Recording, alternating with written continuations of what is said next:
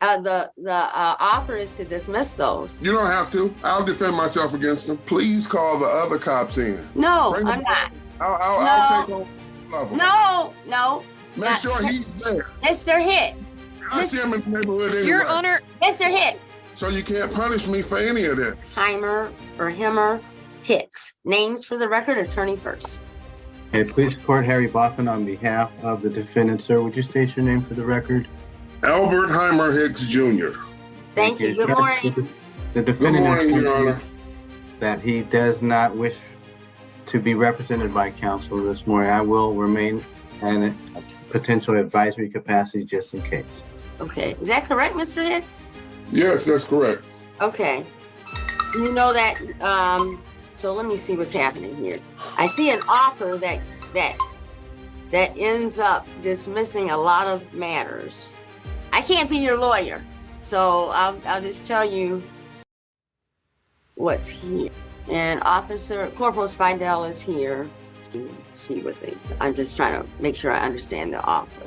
So you have 8 open matters, and there is a recommendation to dismiss 6 of those matters in return for a plea on 2 of the matters, and both matters are being reduced to driving with improper plates. I think it was driving unregistered motor vehicle reduced to driving with improper plates. Oh, I'm sorry. And the other one is being reduced to, I don't get this other one, Ms. Jansen. Is it being reduced to failure to report accident? Before we even get into the legal chaos you're about to witness, let me set the stage. Because this case is a masterclass in how ego, misinformation, and stubborn pride can turn a winning hand into a complete courtroom meltdown. Today's defendant, Albert Heimer Hicks Jr., walks into court with 8 active charges, many of them misdemeanors that carry real consequences. Fines, license implications, and potential jail time. But here's the twist. The prosecution is offering him an absolute gift. We're talking 6 charges dismissed, the remaining 2 reduced to minor, non-abstracting offenses, 0 points on his record, and a maximum fine that barely scratches what he's actually facing. Mr. Hicks, would you like to avail yourself of that offer? That takes something that was a $500 fine as the maximum to a $100 fine as a maximum with no points. I never had a license. I never acquired a license. I have no contract with any company. This has nothing to do with a license. So those license matters. The offer is to dismiss those. You want to go through all of these tickets then? Let's run. Okay. So let me just say, Mr. Hicks, if you're making a motion for, I'm not sure what you're doing. You sure you don't want to have? Let me just ask. I'm making a motion for a mistrial for the simple fact the officer did not have cause of action on private property. As far as the license is concerned, I'm going to rely on the decision from the Supreme Court and constitutional defenses. Well, can you tell what those are so that the prosecutor can? Of course. Can say I travel with the common law. I have the right to travel. Shapiro versus Thompson states that. Murdoch versus Pennsylvania states no state shall convert a secured liberty into a privilege. Y'all are calling driving a privilege or traveling a privilege. It is not a privilege, it is a liberty. Shuttlesworth versus Birmingham says I can ignore the license and engage with the right with impunity. So you can't punish me for any of this. This is a moment where any reasonable person should be leaning forward in their chair and whispering, "Take the deal." Let's break this down in plain English. Mr. Hicks is facing 8 separate matters, several which are 93-day misdemeanors with up to $500 fines each. That's real exposure, real consequences. And what does the court offer? 6 of those cases wiped off the board entirely. Gone, reduced to nothing. The remaining 2 are softened into non-abstracting offenses, meaning no points, no insurance fallout, and cap fines. Judges don't hype deals, but when this judge says, "Sounds like a good deal to me," that's judicial understatement at its finest. She's practically handing him a parachute. while he's mid-fall. Driving an unregistered motor vehicle, driving without insurance. Those are the 3 counts. Also pending is the driving while license expired. Count 1 is failure to display a valid operator's license, not on purpose, person. Count 2, driving unregistered or untitled motor vehicle. Count 3, driving with improper plates. And then the last one I have, the charge is providing false or fraudulent insurance information. That will have to be proven. Okay. Those are what they're scheduled for a bench trial before the court right now. And what I was trying to explain to you is that there's an offer that's been made by the prosecutor. I understand. Hold on 1 second. I'm already dismissing 4 of the matters because the officer has not appeared, okay? So the prosecution couldn't go forward. So those are being dismissed without prejudice. And those would be counts 1, 2, and 3 of SP 1335615. I assume Officer Reed is not present. And that was scheduled for trial. I'm dismissing those, okay? The driver's license expired, case number SP 1218560. I'm dismissing that count 1 that's up, as the Officer Hernandez has not appeared, okay? I wonder why. Don't worry, a lot of people, that happens sometimes. Well, let me just say, they may have been here before. I don't know, because some of these you haven't appeared for. So I don't know if the offer would change. So the only matters that are pending now, the other matters are gone, that were scheduled for today, would be the fraudulent false insurance information, SP 1055542, and Right here is where the case officially leaves reality and enters the sovereign citizen alternate universe. Instead of engaging with a deal, Mr. Hicks launches into familiar script. No license, no contract, no jurisdiction, no authority.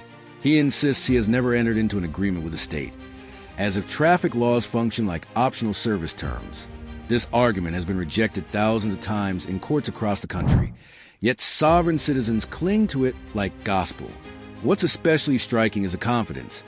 Not cautious confidence, but absolute certainty that quoting case names alone will collapse the system. just so that you know, Mr. Hicks, what the prosecutor does a lot of times is that in an attempt to resolve a matter, they'll have you plead, but they'll ask the court to accept the plea to a lesser offense that doesn't. I understand that doesn't hold as much weight as. Yeah, that doesn't affect you as man. I understand it, but by the way that I live now, laws or codes. I follow those. Well then that's what this is about. These are laws or codes. No, they're not laws. Those are codes. Okay, so if you. They are not laws. Well, the Constitution, it holds no weight with the Constitution nor the Supreme Court. Okay. All the way to Your the Honor.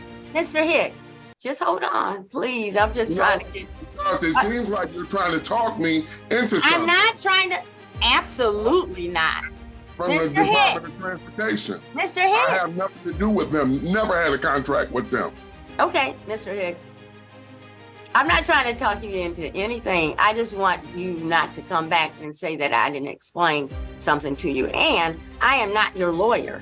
I'm the judge. So I just want to make sure, though, that you don't come back with something else. And I just wanted to let you know, because you didn't talk to the attorney, what was being offered. That's all. And you made your argument. I'm going to have the prosecutor make an argument, but I've already gotten rid of some of these, okay, for other reasons. And so I just want you to know that at least with respect to the offer that was made before, and it may have changed, these other three matters would be dismissed, I think. Yes, these other three matters would be dismissed. The failure to display, the driving unregistered, and driving with improper plate. But that's only if you plead. I will not plead. I refuse. Okay, all right. No problem then, Mr. Hicks. I'm just telling you what that offer is from the prosecutor. I understand. It has nothing. So, I understand. I'm 57 years old. I speak English well, and I translate it real well. This section is a sovereign citizen greatest hits compilation. Right to travel. Common law. A rapid-fire list of Supreme Court cases, none of which say what he claims they say. Courts have repeatedly clarified this. Yes, you have a constitutional right to travel between states, but operating a motor vehicle on public roads is regulated, and licensing is lawful. That distinction has been upheld over and over again. What's happening here is not legal argument. It's legal cosplay. Mr. Hicks is weaponizing legal terminology without understanding context, scope, or applicability. And notice how the judge doesn't mock him. She doesn't escalate. Corporal Spidell, who was the ticketing officer on this case. okay. We are requesting an in-person trial date. Beautiful. So, just for the record, all we have left are the 4 misdemeanors that I indicated. Yes, Your Honor. Okay, all right. But I need you to be ready to respond to Mr. Hicks's motion. He just made an oral motion. I don't know if you want to do that now or do that at the time. I can do that at the time. If he could actually reiterate his motion in writing, that would be Can you helpful. put that motion in writing, Mr. Hicks? And you would have to give it to the prosecutor, Attorney Jansen. Well, the thing is, when I was reciting it, no one was taking record of it. We have So- record. We have a record of it, Mr. Hicks. So I mean, we have a record of everything. No. Let me tell you, Mr. Hicks, a lot of times written motions are required. And usually, if that happens, then written responses are required. Okay, beautiful. I'm just trying to, Where would I bring or send these motions? you can file it with the court and with a copy to Attorney Jansen. You will have to send me that information because I have nothing to jot. But the filing with the court is different. You should already know how to, there's nothing special about that. Okay? And give me 1 second, I'm gonna try to get a date. So that means you would come down to court. I wanted to do it in the first Yeah. place. Okay, all right. It's still scheduled for a bench trial. Beautiful. For a bench trial. So I can schedule this for the, adjourn this bench trial until March 27, Hold on. in person, 9 a.m. Is right now it's scheduled for a bench trial. And so that's what we would have been going forward, but we'll move it then in person. So make sure that you come in. If you have any witnesses or other evidence, make sure they're present. And if there's any motion to be heard prior to the bench trial, we'll do that. I said everything I had to. Do you have that, Ms. Jansen? I asked for a mistrial. Yes, I've Yes. emailed Corporal Spidell with that date, March 27 Okay. at 9 a.m. Thank you so much. Our schedule. Hopefully we can get started Judge close to that Miles. time. Yes, Judge, Mr. Hicks. are they going to have me just sitting around like I'm doing today? Because I do have a business that I run, and I will be asking for costs and fees. Oh, it's not? No, it's not. Law. It's not allowable. It's not allowable because the court has to do its business for everybody. Okay? Even when I win this, I'm not allowed my costs and fees? We're not going to talk about that. You were talking about sitting around and waiting. So you're not. I mean, You're not. Like to try to pressure me out. This might be the most painful part of the entire hearing. While Mr. Hicks is busy arguing philosophy, the judge dismisses multiple charges outright due to officer non-appearance. This is not theory. This is tangible legal victory happening in real time. Charges vanish. Exposure shrinks. Momentum shifts in his favor. And instead of recognizing it, thanking the court, or recalibrating his strategy, he keeps talking. This is a textbook example of someone being so committed to being right that they miss the fact they're actually winning. Judges don't owe defendants this level of procedural grace. Just Mr. Hicks, I'm gonna talk to you. Mr. Hicks, you can listen to me for a second. You can only be intimidated. You can only be intimidated if you feel insecure. So if you feel insecure, that's where that comes from. Not feeling insecure. So nobody's trying to do that. Mr. Hicks, I just say? We'll see. But Mr. Hicks, can I just say that you've been given I don't even want to say, because we've been following the law, you've had cases dismissed. Because that's what we're doing. Because of it. Not in spite of it. Okay? So I hope it's fine that that's happened. So we're down to 4 matters, and it sounds like you have no problem with coming in. Correct? I still would like a jury trial. I would love a jury trial. You're wanting a jury trial? Yes, that's what I asked for in the first place. You asked for a jury trial at some point and didn't appear. You did? Thing inside of what's that little township? Every time I ask for a jury trial, no one wants me to come in and speak my law, speak the Constitution in front of people. Wait a minute. So you didn't? I'm just saying, you didn't appear several times. I'm looking here. So let me just say, if you want a jury trial, I have to give you another date. I didn't know that. So because the last time you were filed, I have a paper here that says I would like a jury trial. Okay, Mr. Hicks, I scheduled a jury trial for you. It looks like a couple of times, and you did not appear. So yes, I did. Okay, but let me just say, we were ready. Okay, Mr. Hicks, you want to get some counsel for that? Because it really takes a lot. I can't be your lawyer. At this point, the judge is doing something crucial, ensuring the record is crystal clear.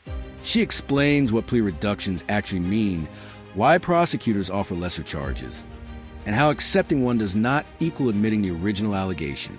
This isn't persuasion, it's due process. Judges do this to prevent appeals later claiming confusion or coercion. Mr. Hicks, however, interprets clarification as manipulation. That's a dangerous misread. Courts are obligated to protect defendants, even from their own bad decisions. The irony is thick. He claims independence and constitutional mastery, yet refuses to engage with the simplest explanation of how criminal procedure works. Hold on. Well, why don't we do that? We'll use the March 27th date as the hearing date on Mr. Hicks's motion. That I think your motion is, so you were saying something about not being subject to no cause of action on private property. Okay, so why don't you put that in writing? And I will. Put that in writing, and Ms. Jansen will. So that needs to be filed by. I'll just indicate. And just for the record, is suspicion a misdemeanor or a felony? Oh, you don't have any felonies. Thank you. These are all misdemeanor cases. Beautiful. So he had no cause of action on private property. Well, I don't see that as, if you want to just do an oral motion right now, Ms. Jansen, you can. I don't know if you're prepared for it because he's saying that now. I said it at the beginning. Okay. No, I mean, at the beginning of today. I'm so sorry, Your Honor. I don't know what he means by what he's describing. This is a ticket that, if we want to go into the facts, then... No, you don't have to. Now we enter the logistical phase. Motions, filings, trial scheduling. The unglamorous but unavoidable backbone of the justice system. And here, the sovereign citizen fantasy really struggles. Written motions are required. Filing procedures exist. Deadlines matter. Courts are not improvised debates. They're structured processes. Mr. Hicks seems genuinely surprised by this, as if invoking common law should eliminate administrative requirements. The judge, once again, remains calm and instructional, explaining exactly what needs to happen next. This is not intimidation. This is structure. And structure is precisely what sovereign citizen ideology rejects, because structure exposes its flaws. I don't know what to tell you. We'll see you on March 27th. You can file the motion. I will. Make sure the motion is filed by... I got 14 days or so. I'm just going to give you a little bit more. Judge Milhouse, I have no problem with you. Mr. Hicks, I don't need you to become angry. But that's the thing. That's the thing. That nobody wants to follow the law. But Mr. Hicks, people can disagree about what the law is. No, it's not about disagreement. It's right or wrong. Well, Mr. Hicks, and then that's wrong. Mr. Hicks, it's not about disagreement. Mr. Hicks, the Constitution was written so it wouldn't be no disagreements. Mr. Hicks, there's always argument about the Constitution, always. Just so that you know. Yeah, you wouldn't need me if there wasn't. So, I just want you to understand that, and what we have to be here is civil, okay? We really have to be civil with this. We really need to be civil with each other, and I appreciate. Yeah, it is. Well, I'm not trying to do a tactic. So let me just give you a date, and you can send it, and be careful. I'll bring it personally. I just so for the record, because I have to say it for the record, I have scheduled some jury trial dates for you in the past, and maybe, I don't know if it's on any of the matters, probably on some of the matters that I'm It's not in my paperwork. Just for today, I'm saying. But it's not inside of none of my paperwork. And this is where we leave the case, not with a dramatic verdict, but with a powerful lesson. Mr. Hicks started the day facing 8 charges and was offered a path to walk away with almost nothing on his record. Through stubbornness and misplaced confidence, he rejected that opportunity and ensured the case continues. The judge followed the law precisely, dismissed what she was required to dismiss, explained every option clearly, and preserved the defendant's rights at every step. This courtroom didn't fail him. It protected him. Whether he ultimately learns that lesson remains to be seen.